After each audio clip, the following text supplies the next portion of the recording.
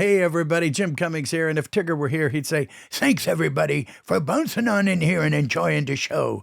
But before we go, I want you to do me a small favor. Hit like, subscribe, and give us a thumbs up if you're enjoying the show. Now, speaking of enjoying the show, enjoy the show. Welcome back, everybody, to another episode of Toon'd In with Jim Cummings. Today we have Lee Majdoub joining us. Thank you very much for being here. Yes. And the crowd went wild. Yes, they are. See, there they are now. They are. Thank you for being here. Thank you for having me. Thank you. Thank you. We were in the neighborhood, and luckily for us, you were too. I was. When I got the email, I was like, hold on. Who's this guy? Wait. I don't know him. No, I was. Yeah. I was like, yes, 100 Uncharted times. territory. Yeah. Well, we're glad you made it, man. Thank you very much. Very much. Thank you for inviting me. You are in the process now of, I mean, when's the next big debut? We've got so Sonic 3 comes out December 20th, and we just had the trailer. Trailer came out a few days ago. Oh yeah, yeah, and people are loving it. It looks great. I bet. Yeah. Oh It looks man, great. And that is wonderful. How good! Very exciting. Be there, folks. And I don't think you're going to have any trouble with that. No. Yeah. Right? It's going to be great, isn't it? Yeah. And you're still Agent Stone, our I'm buddy. still Agent Stone. Yeah. I'm still loyal to the Dr. Robotnik, Yes. played by Jim Carrey. Yeah. Who I'm, who Agent Stone is kind of infatuated with and worships. And who can blame him? Yeah, exactly. When you're that evil, there's just something about that purity. It's like he knows what he wants, and there's Yes, something he does. attractive about that. And You all he kinda wanna wants is everything. Exactly. Why wouldn't you? Yeah. Yeah, if you can. Yeah. If nice work if you can get it, like they always exactly. say. Yeah, and you know, I have to ask you, because everybody out there, you know, they're going to say, well, you should have to ask him, what's Jim Carrey like? What was he like? It's because he's very calm, very laid back in public. You know, you can't get a rise out of him. He's nuts. But he seems like a great guy. He is. You know? He's, I mean, I can't say enough. Like I grew up with Ace Ventura and all that. And I told him all of what I'm about to tell you, but when I was a kid, like growing up in Ottawa, I got picked on a lot. I got bullied a lot. And I was always like, hyperactive, super energetic, really tough to focus, younger than everybody, tiny for my age, so easy to pick on. But then when... Well, we do have a few things in common, don't we? Yeah, we do. High five bullying. Yeah, Yay. Take that. Yeah, great. Bastages. Yeah, but we're rich now. How about that? You know, okay. I'm almost rich. Yeah, I'm working on it. Ditto. This is rich. I'm working on it. Okay, I made part of that up. Anyway, sue us. Sue me. We're lying. Hey. So then when Ace Ventura came out, it was the first time I saw like a leading character be kooky, be hyperactive, be off the wall. And I started doing impersonations of him, and it kind of started to diminish the bullying in school. Like, not fully get rid of it, but it kind of calmed it down a little bit. And then, The Mask, and I started doing impersonations of The Mask, and then, the characters in Dumb and Dumber, and so really kind of felt like, I do have a place. I do have a space. Like, it's okay to bounce off the walls. And I told him, like, he opened up that space. Like, it was so easy to work with him, and he was so welcoming and collaborative. Well, he's an amazing actor. Yeah. People, he's so outlandish and so over the top that you end up focusing on that, and then you realize, wait a minute, and then he turns around and does the Truman Show. Oh, the Truman and you're Show. going, whoa. Man on the Moon. Holy, yeah. Eternal Sunshine of the Spotless Mind to this day is one of like the most heartbreaking films to watch for me. Yeah, I agree. But I'm a huge fan. Yeah, he's incredibly like so meticulous and so specific and so prepared, and that's something I learned too, is that it's so easy to assume, like, just as an audience member, like, oh, he probably shows up to set and it's just like off the cuff, figure it out as we go. And what I learned is like, oh, in order to be that free, you need to be so prepared. And Yeah, that makes perfect sense. yeah. And I mean, Gotta be. You have to. I think preparation allows you to then let go and be free. But I don't think you can if you're kind of just like, throwing everything at the wall and seeing what sticks. Yeah, no kidding. Yeah, well, he's got a lot to throw. Yeah, he does. Even with that preparation. Yeah, even with, yeah. Well, that's great. I almost met him. Okay. He was there, and this is 30 years ago. Okay. Long time ago. It was before he exploded. It was right before he exploded, because he was coming off what was the first big TV show? Oh, In Living Color? In Living Color. Right, yeah. And he was insane, and they had Roger Rabbit had become kind of a famous movie at that point, loved it. like a year or two later. Yeah. And so Disney said, well, let's try and do a character that's kind of Roger Rabbit-y. It's all going to be animation, but some of the animation will look a little straight and square, but Roger, Bonkers in this case, was the Bonkers the Bobcat. He will be the Toon, and he'll be all over the place. He'll be bouncing off the walls and this and that. Was that how they developed Bonkers? Yeah, that was the template. Oh, that was that's cool. The idea behind it. And so they auditioned. I have my friend, Andrea Romano. She said they did it for months. And I auditioned. I mean, everybody. Right. Every comedian in Hollywood auditioned. That I know. And every voiceover person in Hollywood auditioned. That I know. And so, I did my audition and blah, blah. And they said, well, we'll let you know. Right. So you go home and you go, okay, fine. Yeah, fine, as fine. they do. They do. And then you never We'll hear. let you know. And then you never hear from them. But they called me back and they said, well, we're just going to hold on. I've had this kind of happen before. And so I was like, okay, we'll hold on until we just have a handful left. Right. Then we're going to grab all of you and bring you in here and force you to arm wrestle each other. Right, yeah. Well, okay, I guess. As Bonkers. Yeah, as Bonkers. Method. And so I showed up. And there was Jim Carrey, and there was Matt Frewer, okay. And he was a character, Max Headroom. He was the first 3D digital character, whatever. Can't remember what he did. But I can't remember the show, but I remember Max. But I remember Max. Sure, pop, pop, pop, pop. Oh, that digital guy. So we're all sitting there, and they called in, I guess, alphabetical order. He went in first, and he stood up, and he was all well dressed, and he had a briefcase. And he put his briefcase down, and he walked in right like that. And, 15, 20 minutes later, he came out, and he looks at us, he goes, gentlemen, he reaches down and grabs his briefcase. You may leave.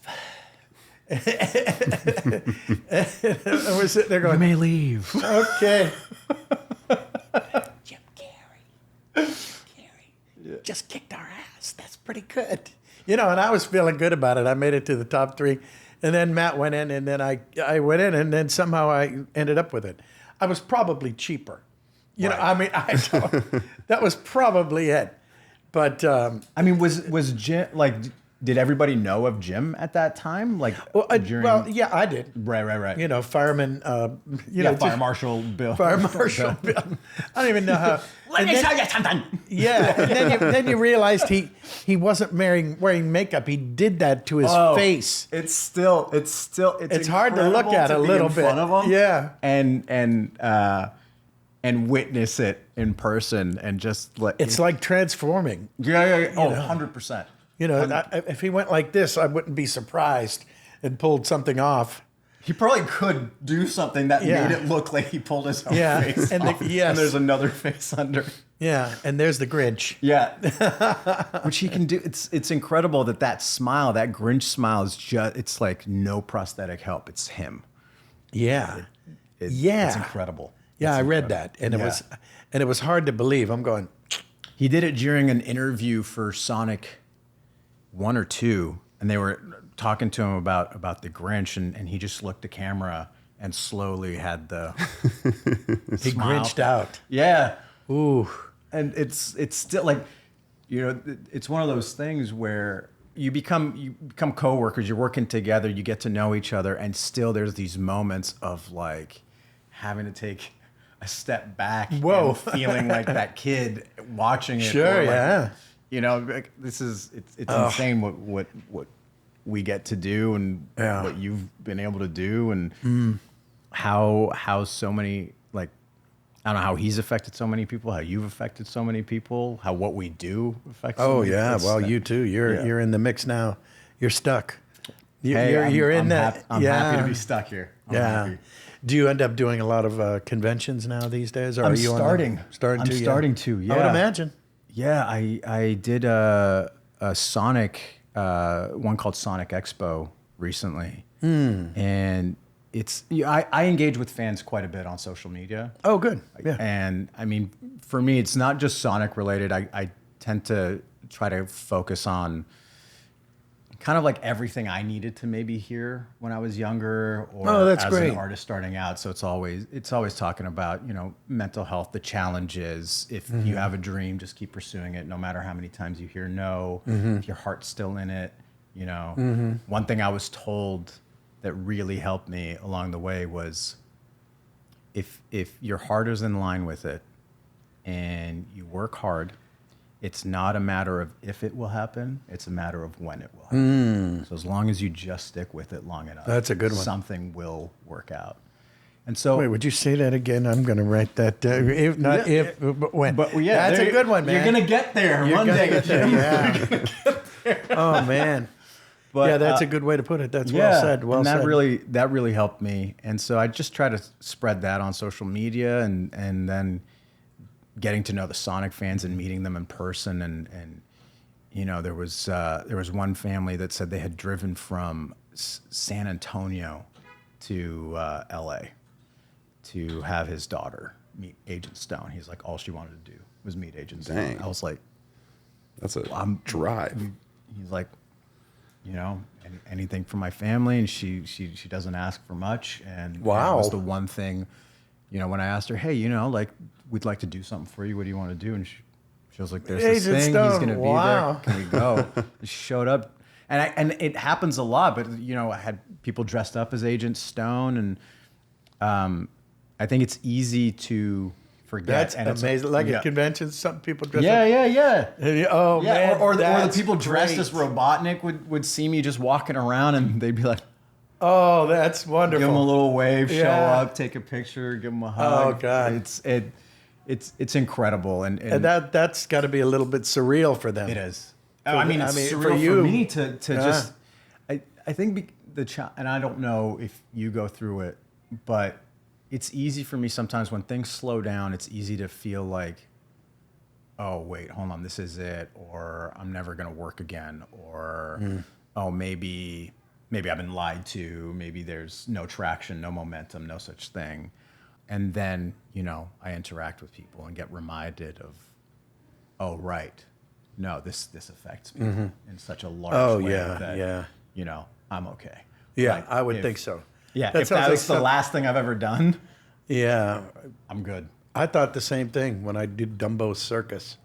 I said, well, at least I could say I did this. Right. But coming from you, it sounds like, yeah, Tom Hanks, poor you. You did that one movie and don't know if it's going to work out. Yeah, we're worried about this guy, aren't we, folks? Yeah, too bad you're not a good-looking cuss. But It's no, all that's- fake. It's all fake. This is hours and hours and Oh, hours yes. of work. Yeah. Okay, now you're the one that's going to go. And it's Jim Carrey. Oh, man. That's wonderful. Dumbo Circus, was that before the film or after? Well, no. The film I think was 1942, so that was. Oh, right. Oh, my gosh, right. Yeah, the movie was. It's so easy because I watched them as kids. they're so all it's the like same. the I timeline know. is so. Yeah. Yeah. Oh, I know. Well, that's one of the cool things about Disney Plus coming back. All the stuff that I did watch when I was 4 is on there, or 5. You know what I mean? One of the first And things so- I watched was Dumbo. There's Oh like- yeah. I think everybody. Yeah. Well, those movies, and I'm sure Walt planned that. they never really get old. No. And I've said this about like the Winnie the Pooh and Tigger franchise. They're making new Pooh fans every 3 years. You know, fresh crop. But it's because the story just makes so much, like the stories that get told in Winnie the Pooh are just, they're ageless. It's everybody goes through And them. there's a little parable in there too. Yeah, and something. Everybody wants those friends, and everybody has little challenges, and it's like, just get after it, Yeah. Just keep on bouncing. Keep on. That's what you got to do. It's like I wanted to copy you, but I can't do the Tigger voice, so I gave up immediately. Yeah. I'm not coming for you. Thank you for that, ladies and gentlemen. We could cross that one off the list. That was a question. Safe. Are you coming for me? Are you coming for me? Yeah. That's wonderful. So, big movie coming out. Yep. Now, do they send you on junkets?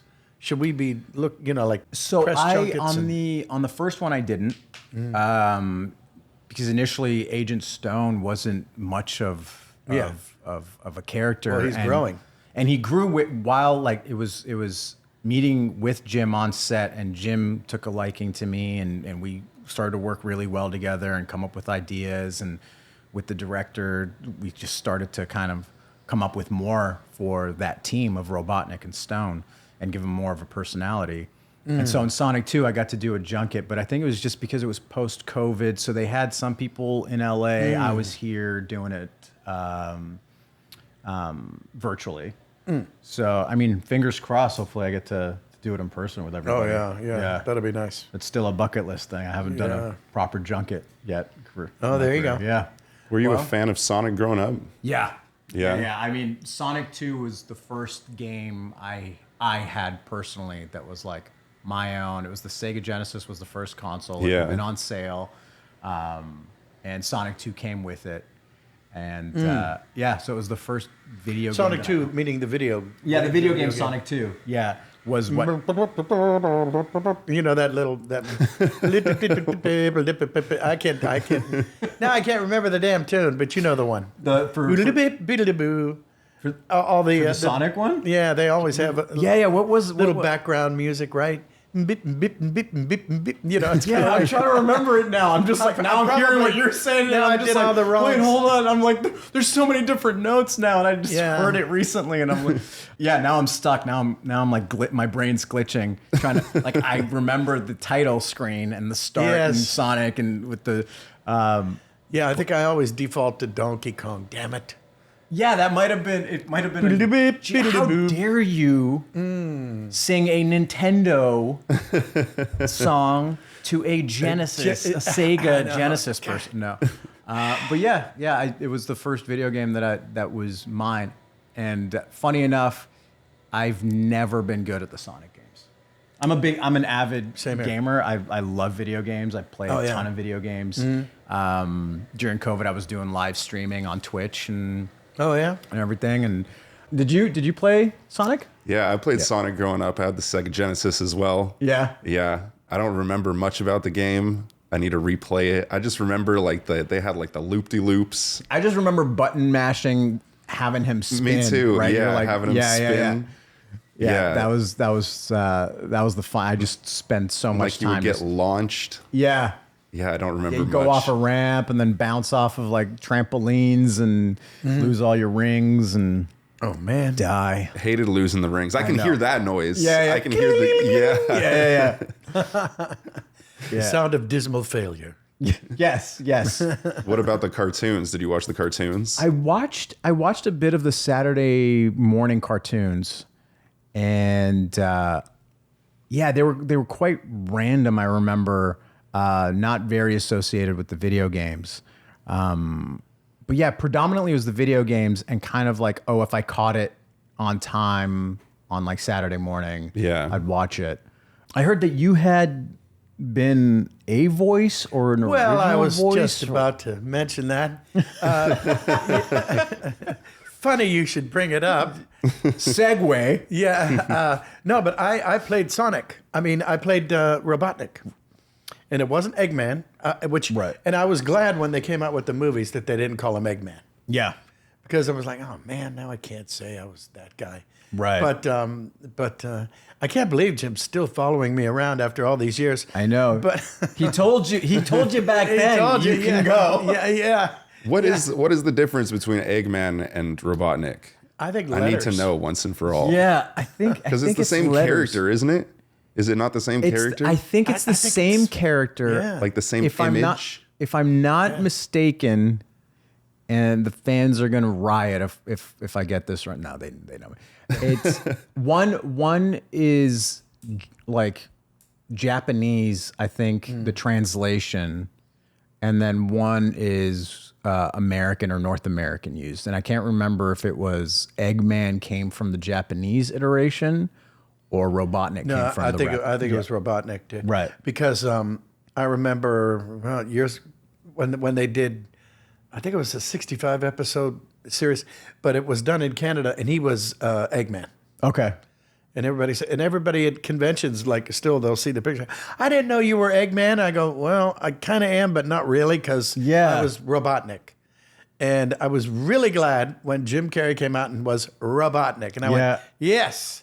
Okay, good. Now I'll sell a couple Yeah, we more have a of those. couple of little like wink wink jokes where it's like Sonic will refer to Robotnik as Eggman. He'd be like, "Hey, Eggman," stuff like that. So there's a reference to it. I didn't catch that. Yeah, because I think like you said, it's the same character. I just Yeah. wonder yeah, if it really it's just is. a different name or different association. I've always wondered. And yeah. Every I time- still, and I've looked it up. I know, I've looked it and up, and I forget. I every swear time. there's like a different explanation every time too. Yeah. Like people always, there's like 3 or Well, 4 it was because the exclamations. original design was an egg. I know. Yeah. I have no idea. No. I have no clue. Eggman was actually an insult. It was a slur. Yeah. And yeah. so they had to change it for censorship reasons in, Exactly. in certain countries. Back in the day, we're calling someone an I'm egg. pretty sure that's why. Yeah, that sounds about right. Yeah, that's Oh, we're not joking. what, wow. I got you. Robot. You did get me. Nice. Robotnik. Robotnik's the slur. That's a good, yeah, well, probably, because that was me. Robotnik. Yeah, but yet another similarity that Jim Carrey and I have, besides our initials. Yeah. Yeah. I did a bad cartoon version of him. Thank you. That was for the audience. That was a realization I had. I was saying this earlier. Was that I just before we started chatting, I had the realization. I was like, oh my gosh, I'm associated with 2 of like the greatest JCs. Oh, yeah. ever. Like Yes. Jim Cummings and Jim Carrey. Oh, yes. Well, Jesus Christ is Jesus Christ. couldn't care less about me, so I hope he cares. Yeah. I'm sure he cares about you. He hasn't visited me yet. Well, that's We'll have good. to work with him one day. That's good. Yeah, yeah. I'd love to work with him someday. Don't go. I'll be up eventually. Yeah. But not today. Knock on wood. Knock on wood. Yes. So what? It was your favorite video game, or So it was my favorite video game because, like, nostalgia-wise, it was, it was near and dear to me because it was like Yeah. the first one I. because that's got to had be as a cool as kid. hell. Yeah. You have your favorite video game, and then you grow up and go, would you like to be in a movie or 3? Yeah. I on. never would have imagined. I had a moment. So I remember my first day on set. It was Jim and I's first day, and you get to set. Everybody's amazing. Jim's not there yet. Meet the director and the producer. So I had just auditioned. I had auditioned in town here, and got booked off tape. And Wow, yeah, nice. so I didn't meet Wow, no anybody kidding. until I got to set. Well, you crushed it. I tried. But there should be a soundtrack. Ba-dum. Yeah. So yeah, I was gonna come up with a noise, and then I didn't. So that's how good I Yeah, am well, at improvising in the moment. there. Everyone, team, hey, That's incredible. right. That's I don't pretty know what I'm damn talking good. about. Yeah. So met everybody on set. Jim shows up, and yeah, most of my prep for Agent Stone was mainly just kind of like meditation and everything. It was just more of like, be calm on that set. Just don't. That sounds like good advice. Yeah, anyway. yeah. Just you don't have that much to say, so like, don't worry about that. Like, you're memorized. It's all good. Just go grounded as you can. Be you. And Were you nervous? I was nervous, but I don't know. Like, there's something to be said for, as my career was moving forward and going through the steps and the ups and downs, you know, it's so easy to be like, oh, well, I wish I would have booked that thing. I wish I would have booked that thing. Yeah. And when I got to Sonic, it was just like right time because of all the experiences I had up to that point. I felt readier than I had ever been. So it was one of those first times where I looked back and I was like, no, you know, things take the time that they take for a reason, and you're not in control of that. And so, you know, I had experiences on different sets where because of anxiousness, I had dropped lines. So, so then it was learning like, okay, don't let my anxiety get the best of me. Like it's there, it's going to be there. I got to accept it, but I can't be in an anxious state while I'm trying to memorize, while I'm trying to get off book. Right. So that was my main focus, and got to set and met everybody, and we didn't quite know what route Jim was going to go with Robot. Right. Was he going to go super dark? Was he, you know, we just didn't have any idea. And we met up, we started to rehearse, and I remember during rehearsal, I had this moment. He did this thing where he kind of like, he was talking to the major and he asks him what his name is. And then major says, oh, major. And he's like, it doesn't matter. It doesn't matter what your name is kind of thing. And I had this out of body experience where it all kind of hit me at the same time where I was like, oh my gosh, I'm watching Jim like do what I watched him do as a kid and growing up. And Live genius. And that's what he's going, like, that's what he's doing with the character. Okay. And then the realization of like, oh my gosh, I'm on a big studio picture for the first time in my life. Oh my gosh. Yes, you it's were. Sonic. Oh my gosh. This was like a childhood game of mine. And my line came and I flubbed it. Of course. Right. It was like this old line that they gave me in this rewrite, and I kind of mashed them together by mistake. Well, that could have been the stuff of genius. Probably was. It made no sense. I'll tell you that. Perfect. Whatever came out of my mouth made no sense. Oh, God. Nobody cared. Right? It was just a little whatever line, and we just kept going. And you know, I felt that excitement and everything. Rehearsal ended. Jim went to get into wardrobe, and I was like, okay. Nobody cared.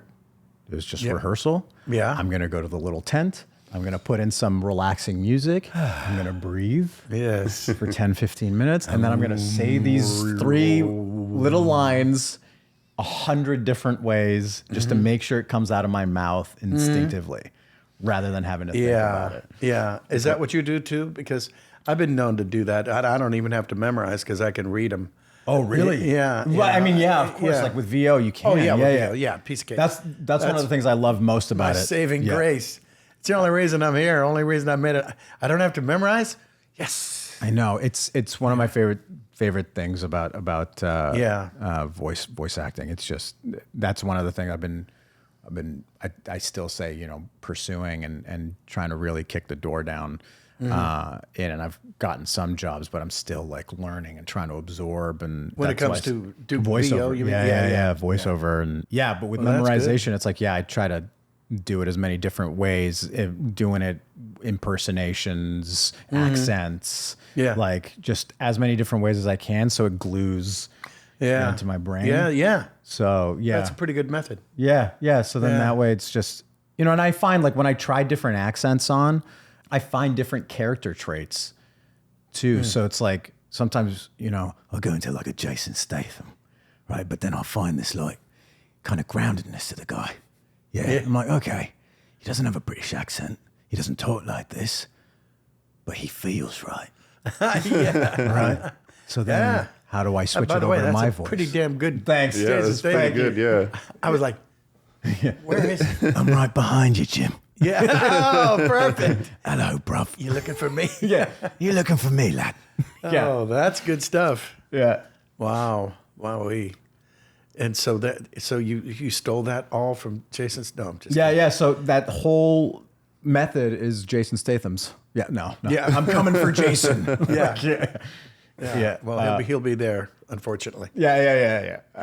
Wow, good stuff. So you've done voice work. You've been obviously in movies and TV shows. You've been in plays too as well, right? Yeah. So I've done some theater. A lot of my earlier training I got was at the Groundlings in LA. So like with improv and everything. And then when I got out here, it was funny. I always wanted to do VO, but it just felt like it felt harder to get into VO than it was to do to film and TV because I always heard like it's a really tight knit circle. It's tough to get your foot through the door. Yeah, I heard that too. After I was in, thank God. Yeah, I didn't know there was. Gordon Hunt wrote a book, and he was the king of Hanna-Barbera. Helen Hunt's dad. Yeah, great guy. And I read it after I was already into business. I've told this before. I'll be brief, but the fifth chapter was how to break into voiceover in Hollywood. Don't bother. It's done by like 6 or 7 people, and you're not one of them. Okay, next. Right. Now, page 6, how to be a tap dancer or something. Yeah. And I was like, man, I'm glad I didn't read this a couple years ago. Yeah, and I was already in. Like it's like I can understand that. Part of me is like, okay, but that shouldn't stop you from trying. No, because you should still go for it if that's what your heart desires. Right. And the old expression, there'll still be room at the top. Yeah. So shoot for the stars. Exactly. 100%. Yeah. And so I was doing like I was 3 years into doing film and TV, and I was doing this like pilot pitch project with another actor named Kirby Morrow. And Kirby was a huge voice actor in town. And I didn't know who he was. And I remember he heard me doing accents and voices and everything. He comes up to me. He's like, you should really consider it. And I think this guy doesn't know what he's talking about. Right. Yeah. And I'm like, okay, yeah, thanks, dude. You don't get it. Yeah. So a year later, he and I run into each other. And he was like, I've been thinking about you. And Wow. yeah. And he's like, I was serious. I still don't know who he is. Like he's been at that time, he had been in the voice industry for like 14 years. He had had done an iteration of Goku on Dragon Ball Z, and he was huge in Ninjago and so many other. Oh yeah. Yeah. And so I told him, I was like, dude, I don't know if you know how hard it is. Like I appreciate it. And he was like, I've been doing it for 14 years. And I was like, what? I have an inkling. Yeah. I was like, what? He's like, yeah. Like, do you know Goku? I was like, shut up. And then he went through, and then I was like, oh my gosh, I'm an idiot, dude. Then I'm so sorry. started doing the characters. And so he opened the door. He was teaching, and he, bless his heart, I miss him so much, but he opened his classes up to me. He was like, come sit in on my classes, learn. He would throw me into the booth. And he would just like, try this, try this, help me put a demo together, help me get an agent. And then I started to get out there, but it's cool tough. is that? Yeah. Incredible. Wow. I mean, I don't think I've met anybody in my life that hasn't, like, I firmly believe that and I can only speak for myself, I could have never gotten to where I am and don't think I can continue to move forward without support from people. I could never do it alone.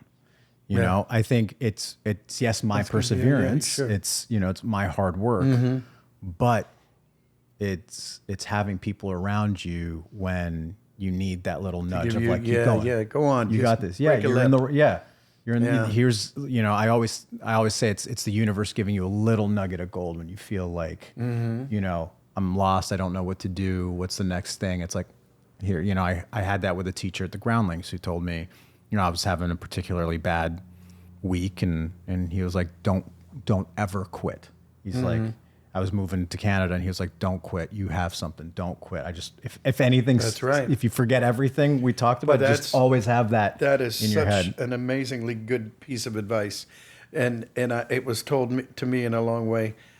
He said, you can have 100 failures, but you're not a failure. Right. Because you're still going. Oh, wait, you're not over yet? Oh, Yeah. oh, you didn't quit yet? Oh, go get that because once you get the brass ring, once you get in, or whatever, however that looks, a sitcom, a cartoon show, a radio commercial, it's like, okay, I guess I'm viable. Mm-hmm. So I did it then. What else you got? Let me take a swing at that.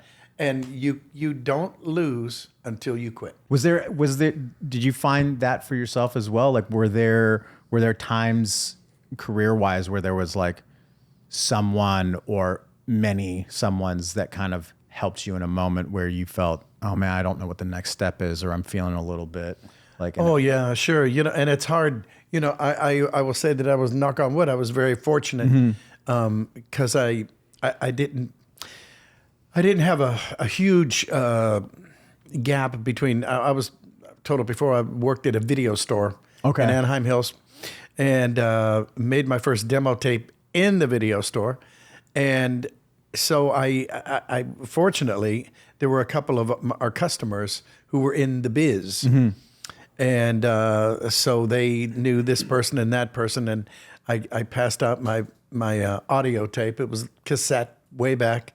And I got the attention miraculously of some folks who were getting ready to, cable TV had just started. That's how long ago it was. And I lucked out in the sense that, it wasn't really right place, right time, but kinda. Right. And I got a job, one of the first I auditioned for, and my luck came in the fact that it was a 65 episode series, which they don't come along every day. No. And so by the time, and I got a job out of that, and at the time, it took, I don't know, almost a year and a half, and I lucked into it without an agent, so that gave me a chance to work in the business, and then I was very sellable to agents then. Wait, you're already working? What do you do for a living? No, this is it. And I'm never going back. I was like, I am not going to go back to the Video Depot. What was it Depot. that made you know that you wanted to go into like voice? I've said it before, so I feel like I don't want to over repeat it, but I was 5. I swear to God, I was 5 years old. And I was sitting with my dad watching a Jack Benny program way back when, black and white, and Mel Blanc was on there. He was a regular on there, and he was playing Cy, the sombrero wearing toreador or whatever. And my dad says, "You see this guy right here? See this bastard?" And I go, "Yeah." He goes, "He does that Bugs Bunny and that Daffy Duck and that Taz. He's the guy that does the voices." And I'm telling you, I thought, well, he doesn't have to stand in the corner. Nobody thinks he's an obnoxious little weasel. Everybody likes him. Shit, I'm gonna do that. Yeah. And so and I grew up, and I guess I don't know, I was about 30, made my demo tape, and I again, with great fortune, and thank you Jesus, I got that job, and it lasted long enough for me to get an agent, and then I could get other jobs. Yeah. So, and that was 80 something, 84, 85. That's so wild. So now I get to be here. Yeah. That's so wild. Yeah. And now it's your turn. Yeah. Working on it. I love it. I mean, no doubt. Like we were saying, I love the whole industry. I love being, just being creative and letting loose. And what I love most about voice is just, I find that I can really physically let myself just go and not be judged. Sure. And in exchange for finding that right sound or being committed to a moment and tweaking your face enough in a way that works for voice, that in film and TV they might be like, yeah, don't do that. Yeah. Don't do that. Yeah. We like the sound of that. That's it right. It doesn't look good. Yeah. But well, your boy Jim Carrey doesn't have any problem with that, does he? No, he doesn't. So he's but he couldn't have done it with Eternal Sunshine. It depends. Well, it depends on what you're working on. But yeah, to your question, yeah, I've been involved in like theater, film, TV. Which one do you prefer? I prefer They've all got their advantages and disadvantages. I think not as many disadvantages, but they're all different. I think what's what I just spoke to with voice is really letting loose and not having to be off book, memorized. Film and TV is a quicker moving beast than theater is. But the rehearsal process of theater, I've learned to love. I really had a challenge because I started off in film and TV first. Oh, really? Yeah, and then Well, usually it's the other way around. Yeah. Yeah, good for you. yeah, so it was. So you wound up at the goal. Then you thought, well, I should probably go and it pretend was- like I'm doing calisthenics over here. Yeah, Or something. Well, at that point in my life, I was quite ego driven. With whatever I was going through good. in life was ego, and so I was like, theater, this, that, film and TV. I'm gonna be a star. I'm gonna be like There you whatever, go. and that didn't work out as quick as I expected it to. And then had some rude awakenings and needed to work on myself quite a bit, like on the personal side. And then, I was chatting with a friend of mine and he was like, look, I'm not saying that this might work for you, but he also hadn't done theater. He had done film and TV first and then went into theater for a while. And he was like, I didn't feel like I could call myself an actor until I experienced theater. And then he was like, oh, now I feel like I can call myself an actor because of that, memorizing a play from beginning to end, that rehearsal process. And so I was like, okay. And I put it out there that I wanted to audition for theater. And I got the first play I did, was a two-hander, which means it's like two people in the play. I played you're 5 kidding. characters. Wow. And that was like a test of, physicality. How do you change your physicality? How do you change your voice enough that it's not a distraction? But yeah, the rehearsal process at the beginning was really difficult for me because film and TV come as ready as possible because you're fortunate if we're going to give you 3 takes. Unless you're working on a production the size of Sonic where, you're going to get a lot more takes. Oh, yeah. Yeah. Yeah, but the rehearsal process was like, learn to love that. But yeah, the one that I'm still I have a big target on is voice industry and love it. And just, still like one of the bucket lists is getting to be on an animated series of some sort. Got to do a video game, which was the Assassin's Creed Mirage video game play. Now, was it a challenge for you? Because I've done some of those, not nothing like that, but as big as you. But acting to somebody who isn't there, is that throwing any curveballs there, or do you have a reader? Because I remember once I had a person reading for me, and it was the video game like it was I can't even remember the project, long time ago. Oh no, look out, now we have to run. Oh no, they're firing. And I was Oh God! okay, can we not have a reader? Everywhere. Like, I'll take it from here. yeah. Thank you. You know what? I'll read the other one's lines. Also, it'll be fun. It was, and it was just, and I just wanted to hold up a crucifix. It's definitely a challenge. I think what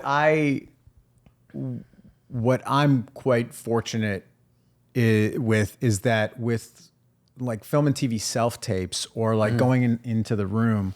Like sometimes the readers aren't really Like for auditions and such as that? Sometimes the readers aren't actors or they haven't had much time, right? They're getting the sides. Yes. And that moment they're doing a cold read and you just happen to be the first one coming in the room and so that was fun. So I had to learn to, and this is with regards to like the audition process and everything too. Oh, okay. If they flub a line or if I'm not getting what I think I need, how do I use that in the scene? So there are moments where it's like, oh, you're really flat in your delivery. That doesn't mean I can't respond to the fact that you're flat in your delivery and use that in some sort of character. That could be just as legit as anything. And so I think that helped me when we were recording Assassin's Creed.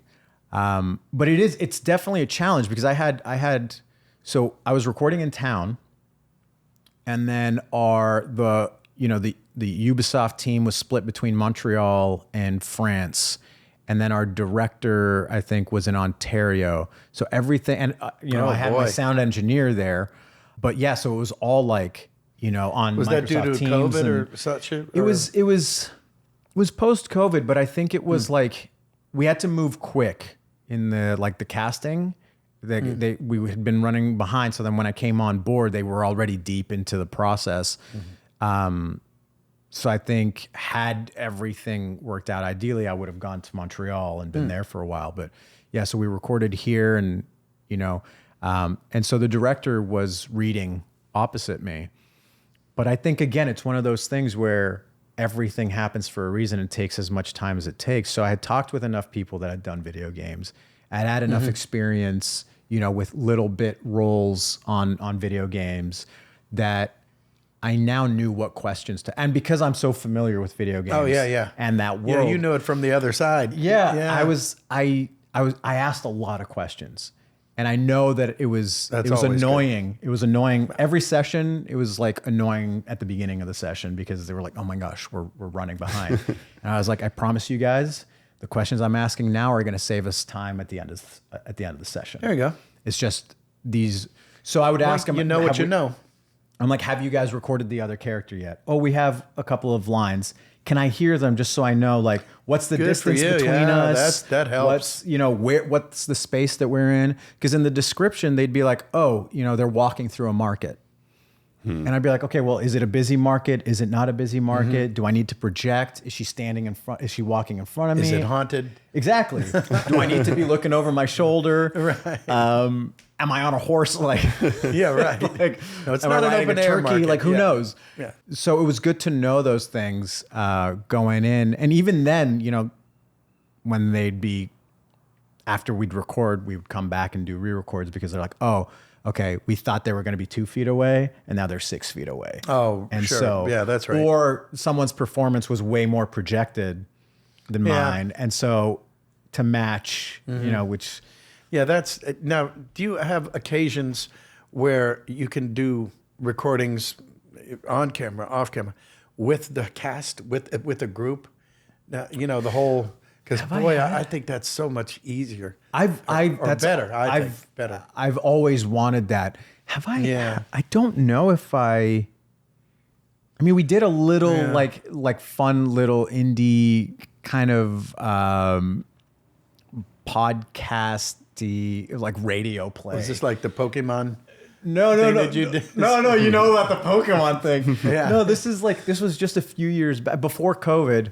A group of us in town, just voice actors, kind of got together and had just fun doing accents and kind of creating this like radio play together. And there is a vibe when you're in the room with someone. Oh yeah. And can be like, "Oh, that's what you're doing. That's how I can respond to that." Yeah. Or have the director in there at the time or see in the moment someone kind of trying to stifle a laugh because of something you said and that we didn't think was going to be funny. I love that. Yeah. I love that stuff. It's nice. I miss it.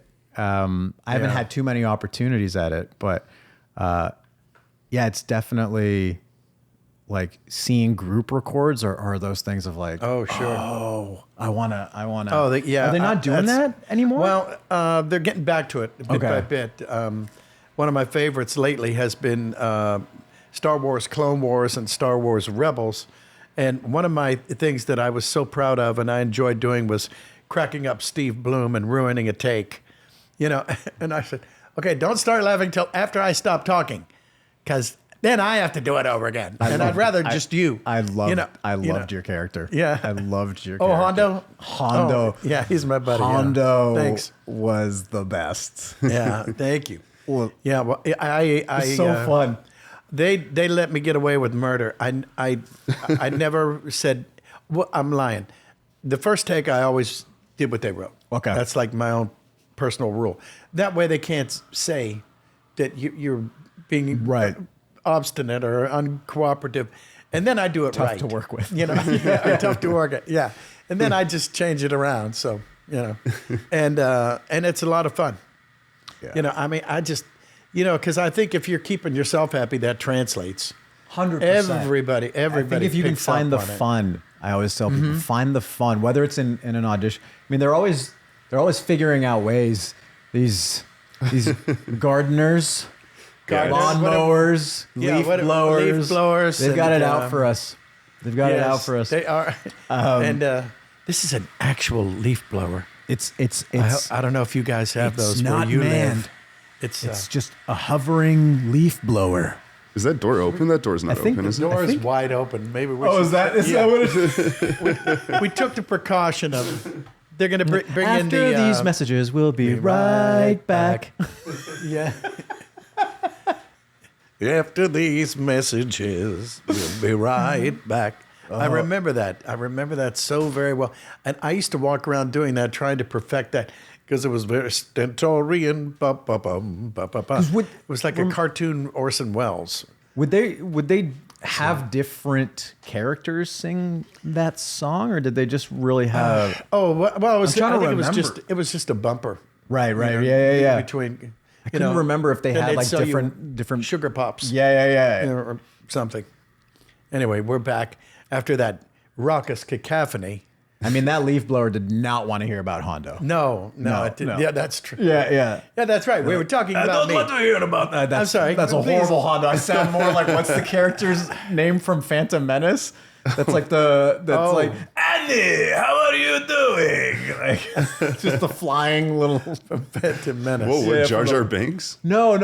Jar Jar was like, Misa, don't know nothing. That was Jar Jar.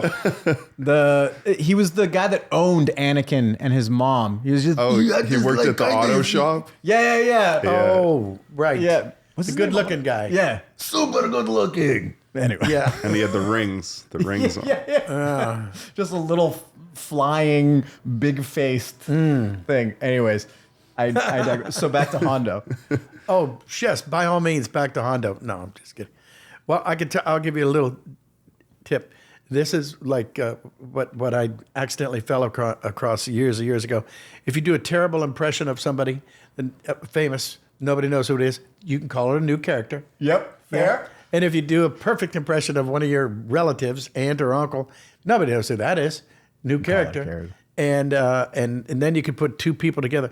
Like Hondo, since we're talking about him, is Charles Bronson and Yul Brynner. Okay. Put together. Now that would be a really ugly person, but it makes for an interesting character. Could be voice. very attractive. I mean, they cancel out. Yes, and you get Brad Pitt. Yeah. Or not. Yeah. Or Hondo. But that's my story, and I'm sticking to it. Damn it. So was that so that's where the kind of like the accent for Hondo also came from? Yeah. And I found out years before that Yul Brynner was Chinese and Russian. Really? His one parent was Chinese, and one parent was Russian.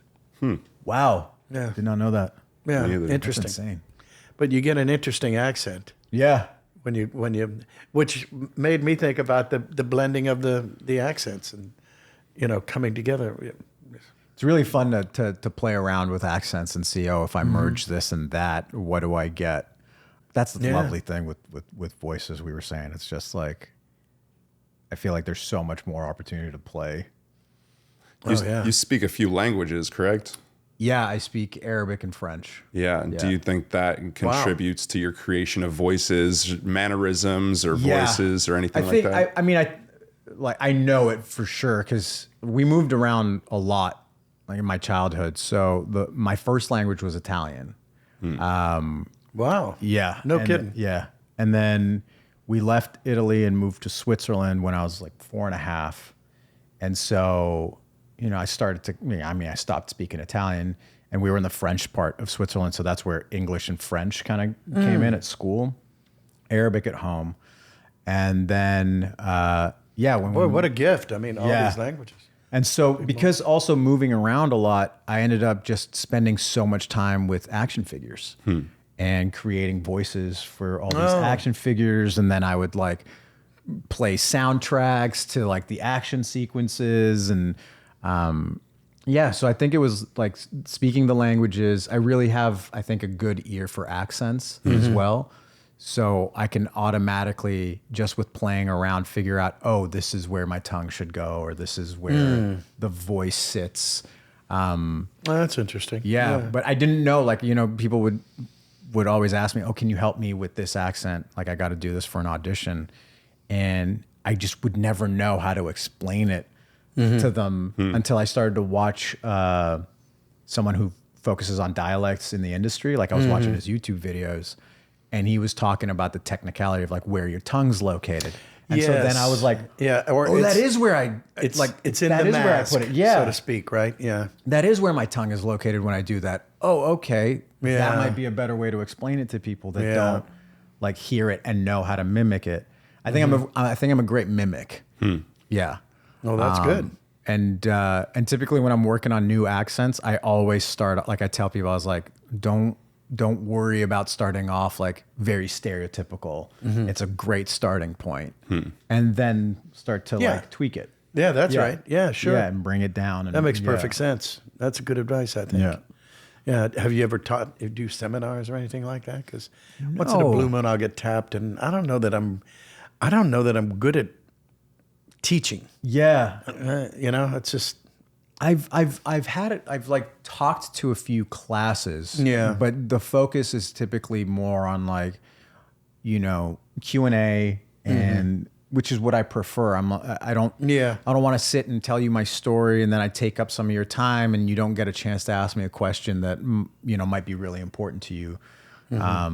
So I like to come more from a place of like, hey, you know, this was kind of my journey. This is how long it's taken. There's no same exact way for anybody. What are your questions? Yeah. Yeah, right. You know, not that quick, but yeah, no, I agree. Yeah, I've had people tell me this because they must have read something in the bio. So, and like this one kid stands up and goes, "So if I want to be like a really good video guy, should I move to New Orleans and paint Mardi Gras floats, then get on a tugboat, then move to California and make a demo tape?" And I go, "Yeah, that's the path. That's what you did? You were that's what painting I Mardi? did. Yeah, Oh, I didn't know that's that. what I did." And I was thinking, okay, well, somebody's been on the interwebs. And I was thinking, that's clearly, that's how Mel Blanc did it. I mean, that's how blueprint. Yeah. That's where I've messed up. Yeah. Okay, I got to go to New Orleans. Forgot to design and paint Mardi Gras floats. Okay, I'm going to tell my team. I need to take a path. break from acting. I need to go to New Orleans. Oh, yeah. Design some floats. Yeah, don't forget to play drums in a bunch of strip bars and stuff like that. Okay, cool. I can't play drums, but hey, who cares? That's okay. Well, you could sing. Yeah. You could sing. That's right. And I've got a tambourine somewhere I can give you. Okay, great. He's on his way. All right, good night, everybody. I always, you know, that's a great example of what I was talking about. You always need someone in your corner. And here you are with a tambourine. Look at that. Getting ready to launch my career in the voice industry. God. Yeah, well, I don't think we're worried about you. I appreciate that. Thank you. We are not worried about you. So what is exciting for you? What is the goal? If you could say, well, you know what I'd really like to do is do a movie with, or what I'd really like to do is write a song with, do a play with, do a TV show with, or for, or at. Oof. Or, there's too many, huh? It is. I mean, that's good. I think. Know, like you're right in front of me, so it's really easy to say that working on something with you would be an absolute dream. I'm in. You know, finding some animated project or feature or whatnot and having the opportunity to just like be in the booth with you and play that. God bless. Like, you know, I was telling you earlier, like, you know, Winnie the Pooh, that the Tigger to me is I don't know what it, maybe again, because it's the energetic, I always saw myself in Tigger. Well, Tigger, they're wonderful things. Their tops are made out of rubber. Their bottoms are made out of strings. They're bouncy, bouncy, bouncy, bouncy, fun, fun, fun, fun, fun. The wonderful thing about Tigger is you could be one of them too. Oh, nice. Nice. I'm not really good at the growl. No. Do they have someone do the growl for you? No. No. But Paul Winchell, God rest his soul, he could sit there and he would just do it all day long. And I was like, and I'd look at him and I said, I cannot tell how the hell he's doing that, because I've had people stare at me. One particularly annoying person whose name I will say. I'll say it later. He's never mind. But it was like, closer. People say, okay, well, do that. Oh, so that's how you do it. And it's like, wait, what? You can't see anything. I don't think, but I get it. Just seeing Paul Winchell stand there and he did that. And I was like, and his face didn't move. So you do it with your tongue. I do it with my throat. I have to, so did he. I have some, yeah. Yeah, I have to fake it. I have to have some saliva ready. Yeah. See, I just go build up the saliva. It sounds like I'm emphysema or something. Yeah, that's not it, Jim. That's really bad. That's a cat. That's not a tigger. Yeah. Anyway. Yeah. So that's. But yeah, really embarrassing. That would be an absolute dream. Well, I'm in. We're not waiting on me. You hear that, world? That's right. You hear that, world? Let's put the vibes out there. I'm feeling it. I can feel it. That wasn't Jason Statham. That was a trailer guy. Yeah. Oh, coming to a theater near you, Jean-Claude. No, I can't do the trailer. It's like one man, one desire. Ooh, it's different. Yeah, that's right. It's got a quality, but it's not the guy. No. Can you do the voice? Can you? Yeah. Well, I've done a lot of movie trailers, but I haven't done them in a while. No? Yeah. They got away from It's not really a thing anymore. Yeah. I wish they would bring them back. I feel like they don't need them on everything, but I feel like there's certain movies. Yeah. I feel like a John Wick could have a trailer with that. Oh, I feel like one of our Sonic trailers, not all of them, could have Jim Carrey and Jim Carrey. You know what I mean? Yeah. Stars with Jim Carrey himself. Yes. Yeah. Oh man. But yeah, and I just want to keep going. You know what I mean? For me, I think ultimately the dream is to be at a point in my career where, and this is something that you just never know as an artist, is your name, making the rounds when they're discussing, our top 10 names for this role on a project or whatnot. But ultimately for me, it's not so much, fame or money or whatnot. It's longevity, consistency. I would love to just be able to work continually. Yeah. You know what I mean? I go through those long droughts and then, done a lot of work on myself, but still there's times where it gets the better of me and I start to be That's natural. Man, I don't, and then I find that my own self-worth is reliant on the phone call. The opportunities coming in. It's a little of that's okay, but you don't want to over. No, you don't want it to kind of rule your days and cause you to fall into a depression. Yeah, the fact that they don't have good taste. Yeah, they're calling me. It's not my fault. But yeah, to be in a place where it's consistent, there's longevity, and ideally, if I was a fly on the wall, to know that am I in the mix? Just to be in the mix. Yeah, that's right. That's right. Yeah, where am I on the call sheet or whatever? Where am I in the discussion for that role? Am I even in a discussion? Right. But again, that's a great example of I can't let that be the end all be all of how I feel about myself, because I'm just never going to know. I'm never going to be in those rooms. I'm never going to know if I'm being discussed or not. But well, I think it's a pretty good. Odds are pretty good at this point. Hopefully you're knock on wood. Knock on some more wood. Still going. That's your agent's job. Yeah. Well, I've got a great team. I've got a great team. I've got a great voice agent. I've got a great agent out here for film and TV. Should we say who they are? Yes. So Samantha Jewell is my voice agent. My film and TV agent is Deb Dillastone. And my manager out in LA is Gary. Good He old doesn't have a last name. He's just Gary. Yeah. That's when He you're was the huge. first one. Yeah. Wow. He's Does he know Steven? he knows Steven. Gary knows Steven. And also through Steven, they know Al. Oh. Yeah. No, okay. It's Are you Gary kidding me? Burkhard. Gary Okay. Burkhard, yeah. All right. Yeah, no, but I call him just Gary. Just Gary. Hello, just Gary. I don't know. Yeah, that's I've never said that, works. so I think I'm going to send him a voice. Hello, just Gary. Hello, just yeah. Yeah. It's just me. Who's me? Take a guess. Yeah. Oh man, well that's good Yeah, stuff. it's again, it's great to have people in your corner and believe in you and hustle for you. I think that's the most important thing. What have you got any bucket list things you're aiming at?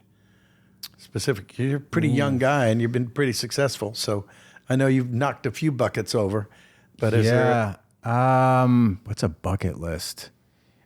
like you don't want to be a tap dancer or anything like that? That's No, I can't. just checking. I can't dance very well. I mean, I've got rhythm, but I'm not like I can't. I'm not a pro dancer. No.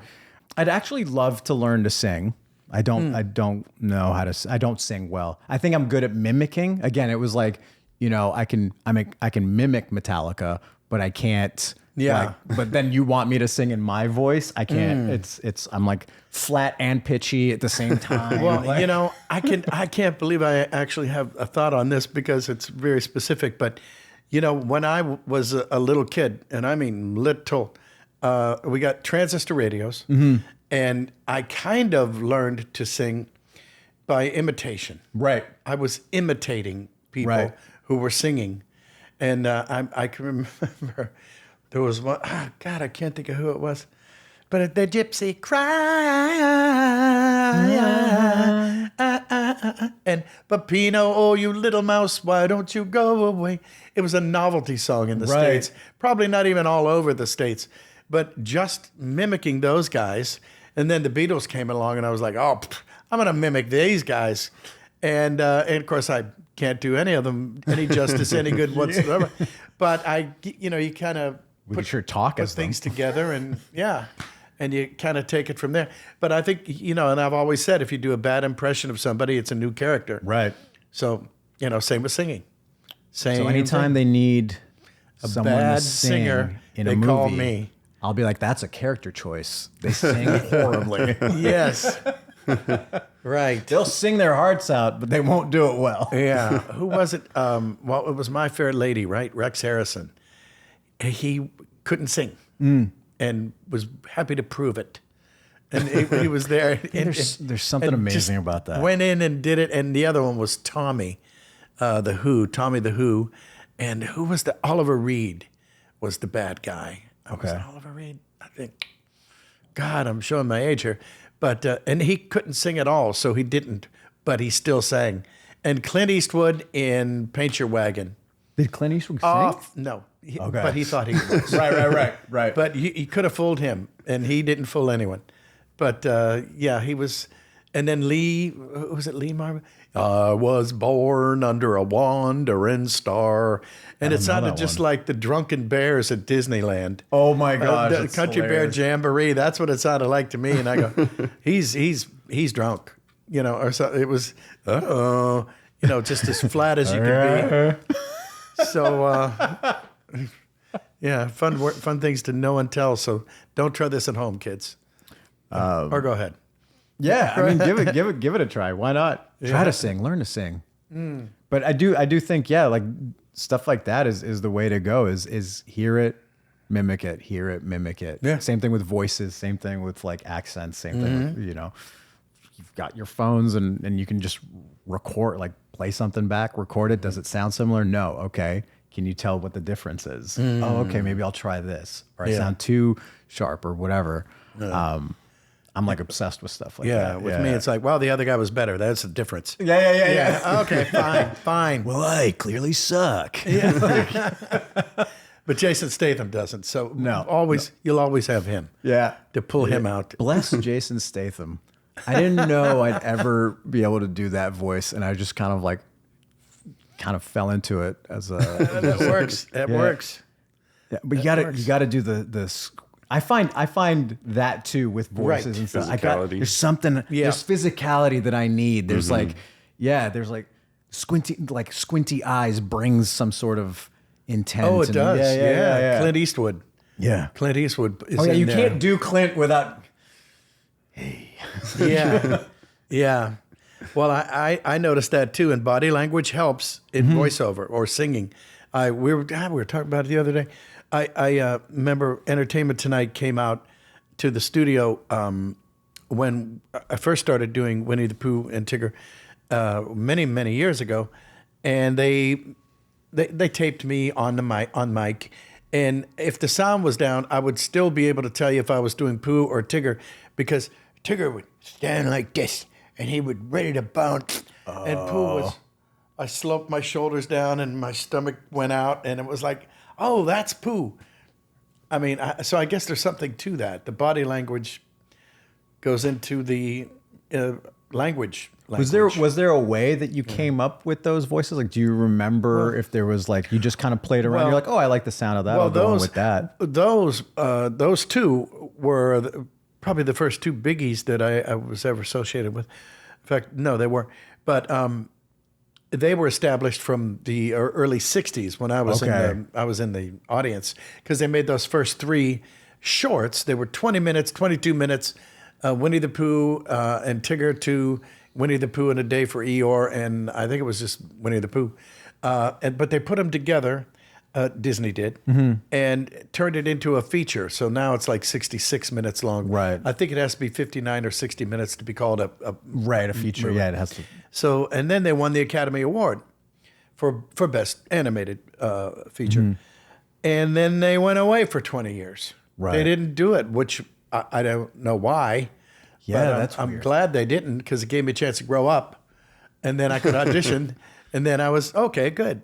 And So they were kind of looking for a match to what they had in the 60s? it had to be right. Yeah, and I appreciate that too. Yeah. You know, Warner Brothers, who I love, they will have a character, I don't know, Yosemite Sam, or a secondary character, and we'd be doing an Animaniacs or a Tiny Toons or a Buster and Babs Bunny, and they'd have a cameo for fill in the blank, Yosemite Sam. Right. Anybody got a good Yosemite? Oh, that rabbit. Okay, you're him. You know, and there's no consistency. Even, I mean, certainly in the bigger characters, but I mean, even now there's a couple of guys that do Bugs. You know, and I don't get that. I think it's and they're both great, but it should just be one guy. Yeah. Because and I know, I mean, I have an ear that listens and hears and seeks that out, but I don't think you have to have that kind of discerning ear in order to go, wait, that wasn't Bugs from last month. Yeah. Or, I remember even as like when I was younger, I think I could tell sometimes where I was like, hold on, something sounds different about Yosemite Sam, or something sounds different. Someone. Yeah. Foghorn Leghorn. Like it sound like something. Right. Yeah. Right. You know, it's still the same accent and like intent, but you could tell that there was like a vocal quality that was different. Even as a kid, I think kids pick that stuff up. I think a lot of times we think they're not as smart as they are. Yeah. Kids are brilliant. Yeah, unless they're obsessive little weasels like I was, then they all pick that up. Yeah. Needy, pay attention to me. Yeah. Did you ever have any naysayers? Because that's kind of all I had. I mean, I had a lot of naysayers. Yeah, but what are you going to do for a living? Yeah, exactly. But how are you going to make it buck? Exactly. I mean, I remember even because I started taking acting classes when I was 21, I think. Oh yeah. Yeah. So I got into it late. Like I was always super creative. Well, it didn't take you artistic long. And you got in late, but finishing early. That's fine. I think I'm older than you think I am. Well. Yeah. So it was. I think in college I was starting to take acting classes on the side. I was going after a mechanical engineering degree, And yeah, taking acting classes on the side. I wasn't doing well in school or anything. And I actually initially wanted to do product design because I was always like an artist. I was, Oh, wow. Yeah, sketcher, No painting. kidding. Yeah. What are some of your greatest hits? I used to draw a lot of like anime style. Oh. Yeah. A lot of Dragon Ball Z, a lot of Saint Seiya. It was very anime focused because that's what I watched a lot of. I draw a lot of like Mickey, Tigger, Pooh, Donald. I love Donald Duck. That's a voice I wish I've worked on so hard, and then just like I always like almost pass out trying to do Donald. Like it's just like 'cause the breath doesn't quite work. I cut it. And then it's like I tried. Yeah, that's the only thing. It's like like it's like I can't. Perfect. I can't like. What did he said something? I was like, I don't know. Yeah. I used to be able to say like, "Oh, my stomach," but I can't even like, just because it sounds so forward. Like, but that's it. That's all I can do is Donald. Very ducky. Yeah. Duck and egg.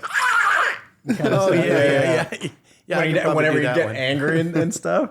Yeah. But yeah, so I draw a lot of that, and I had an uncle who was super artistic and was teaching at Art Center in Pasadena, and was talking to my dad, and he was like, I think he should pursue this.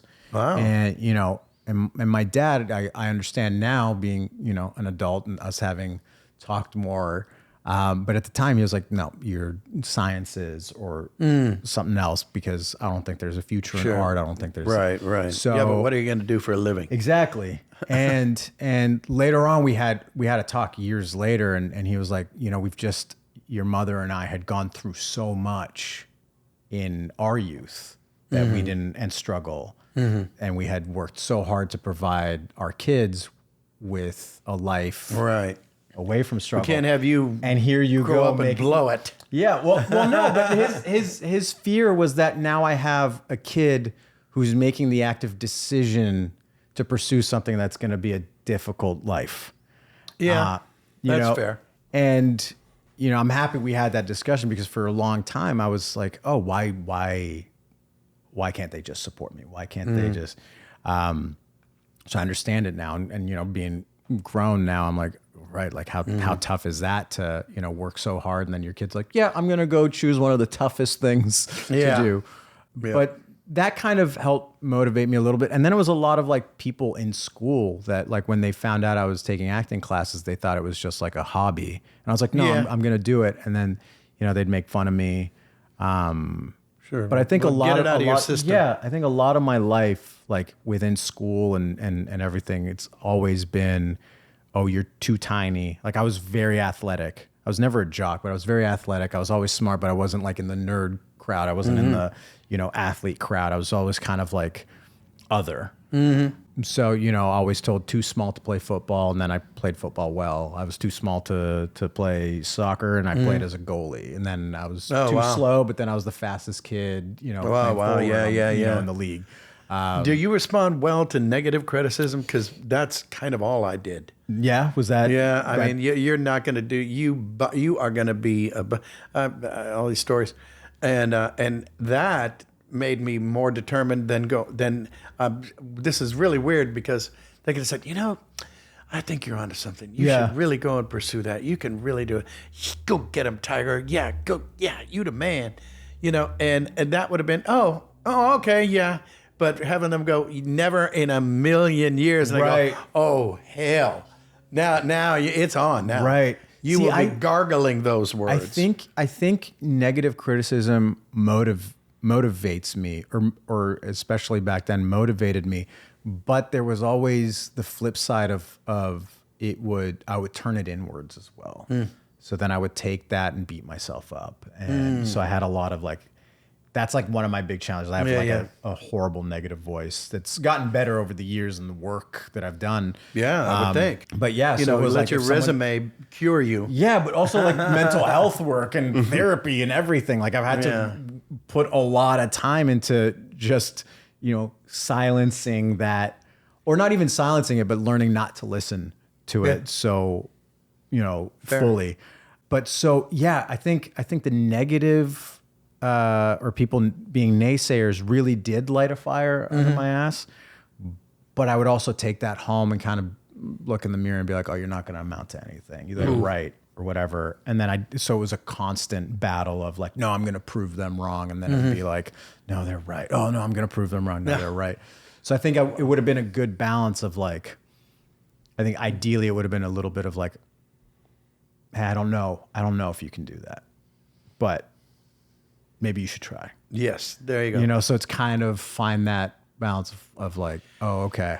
Well, I'll support you in it. Yeah. But I don't know if you do it. It's like, all right, I'll show you. I'll show Yeah. you. Yeah. Well, the idea of being talked out of attempting it. You can't do No. I because I really should have. What I should have done, and I remember at an early age thinking to myself, well, I never want to, because you hear the older guys, your older uncles or neighbors or anybody, well, I own this store here, and I sell candy, but you know what I really wanted to do though? Yeah. You know what I really wanted to do, and I realized at a very early age that I don't ever want to make that statement. No. You know? I that's something that like really resonates is especially nowadays. Like I think back when I was growing up, there was this illusion of like job security, like longevity. You were in a job, you had it. Yeah. You had that job for 20, 30 years. But now you look at it like, and it's like people that have had the job for 20 years just get let go. Yeah. And it's like, well, what happened to like loyalty? What happened to, and it's like, well, there's no such thing. No okay, such well, thing. if it's that volatile now and there's no such thing as job security anymore, or as much as there was like in the 60s, 70s, 80s, why not go after the thing that you're impassioned about? Yeah. Well, I worked in a steel mill right out of high school. There was a Bruce Springsteen song on, I can't remember the name of it, but it was about getting a union card on your 18th birthday. I actually did that. Okay. When I was, I graduated when I was 17, and I remember my Aunt Nan, bless her heart, she gave me a ride down to the AFL-CIO. It was the steel mill, and I on my 18th birthday I could finally work there, so I went down and applied, and I got in, and I got my union card. And I was working at a steel mill, and I ran into all these guys, and this and that, and on and on and on. And I worked there for a year, maybe not quite a year and a half.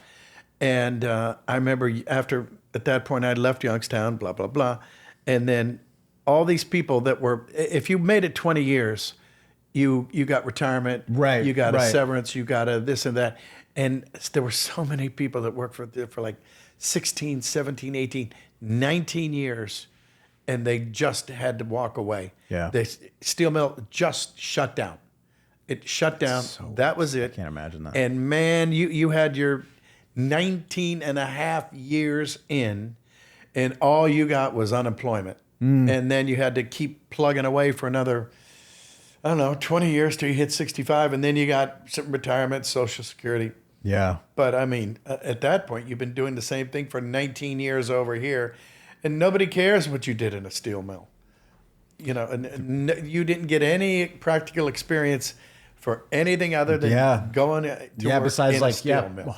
Hunker down and do it. I remember I had a conversation with my dad, because I was always kind of like, my dad has always been like, do whatever I have to do to provide for my family. And Sure. Yeah, mine too. And figure out, improvise in the moment. And so I think like, later on, once career started to go a little bit better for me, we sat down and had a conversation. I was like, something that's always blown me away about you is that you've had this job, like, this job that he had, and I can't imagine doing that, like waking up every day and doing that, like, and I always thought there was something wrong with me, because I couldn't imagine being an engineer and waking up every day and working on for other people. And, it was a goal. Yeah. And for you, it was something to I'm be like, avoided. this is the only thing that's ever that I've ever woken. Like I can wake up without an alarm to do. You know what I mean? Yeah, Like no one's yeah. ever had to motivate me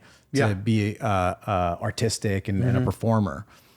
And he was like, "Oh, but I've always been passionate about what I do." And I was like, "Oh, That's the now I one. get it." Because I always thought that there was something wrong with me in the sense of like, how can my dad do it? How can my dad hustle like this?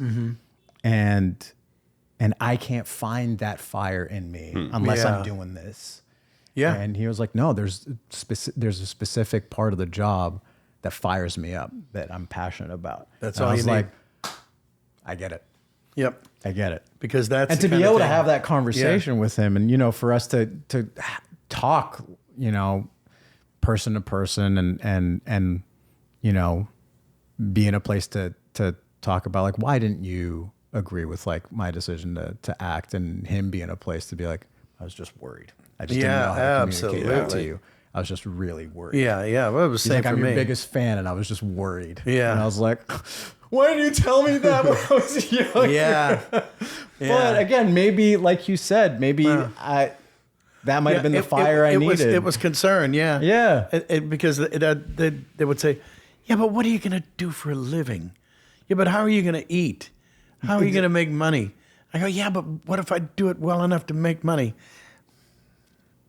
Come on. Well, the argument that I had for people was that, you know what? Okay, so I can go after this thing where I might not make much money, but it brings me joy, Yeah. right?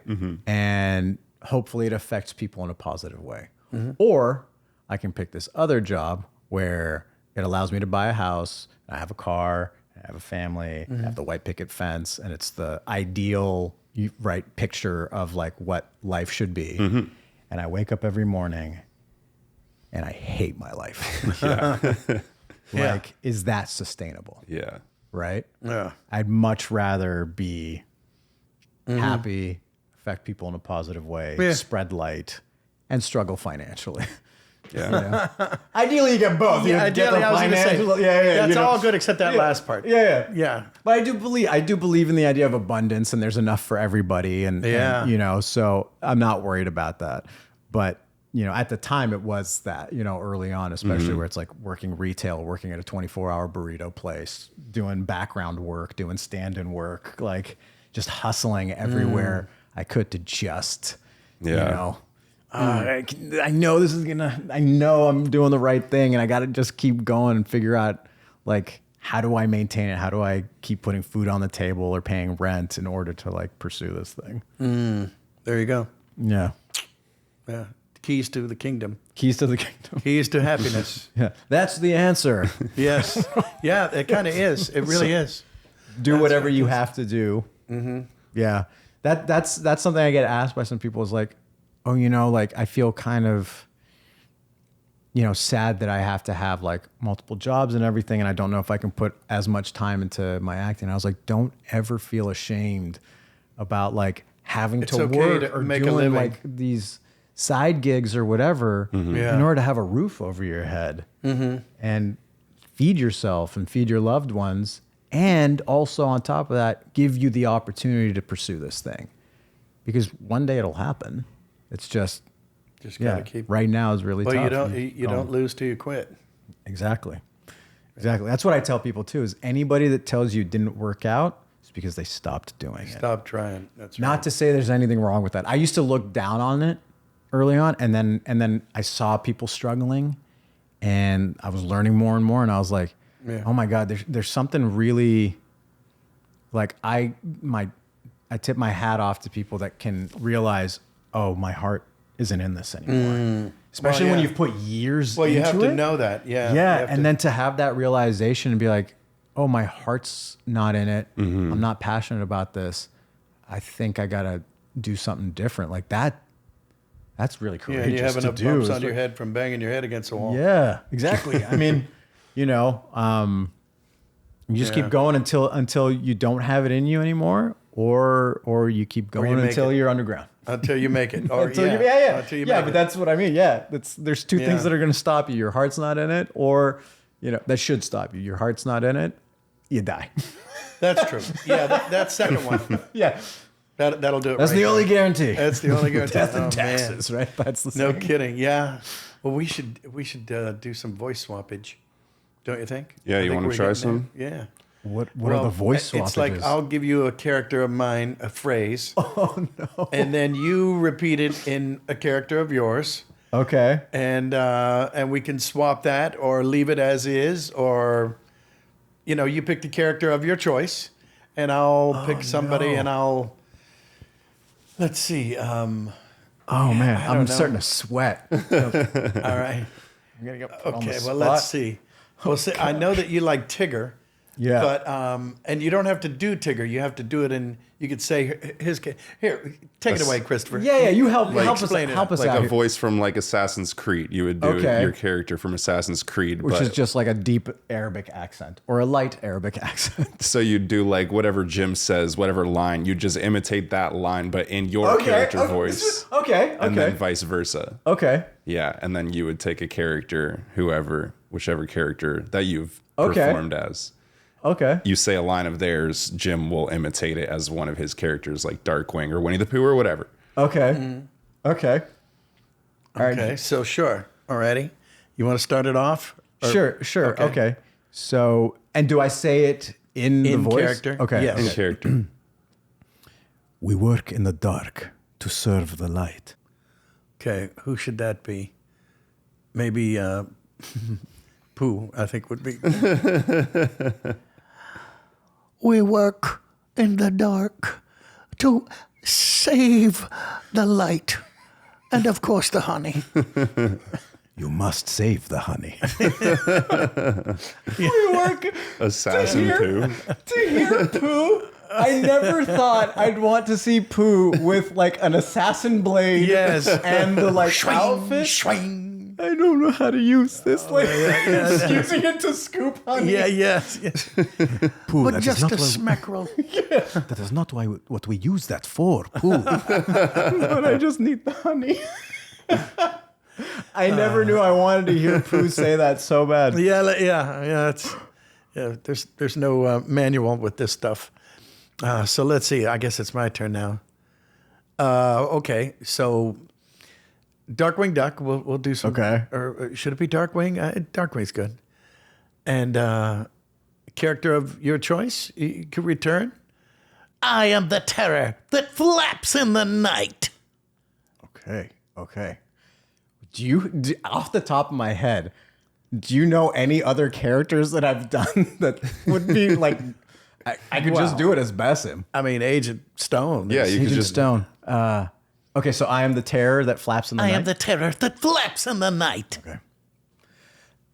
Doctor, I am the terror that flaps in the night. Here's your coffee. That wasn't very. That's not very Terry. No. Terry? That's not a word. That's a terror. Yeah. Terrory. Yeah, I'm trying to think of voice. I can't. don't know. I think you I crushed could it. do. I could do Basim. You did a voice in Star Wars, did you not? In the video game? Yeah, I don't know if I can do the voice because the characters haven't been divulged.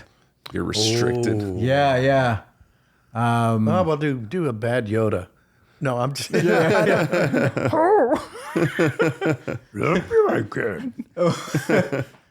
Oh, that's terrible. I'm the terror that flaps. How would Yoda say I am the terror that flaps in the night?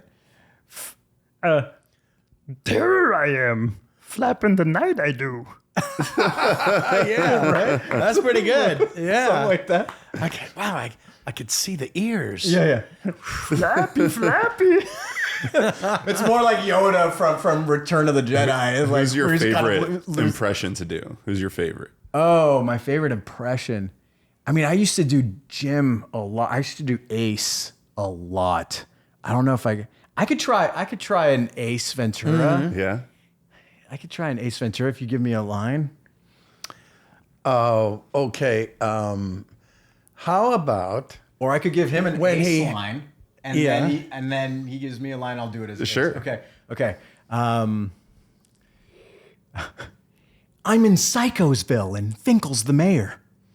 That was really good. that was really good? I went complete with face. Yeah. I would have known who that was with the sound down. Okay. Yes. Okay. Nice. Okay. So, I'm in Psychosville, and Finkel's the mayor. okay. And am I who am I, Darkwing or Tigger? Do you want to? Whoever. Do Tigger. Tigger would be fun. Yeah.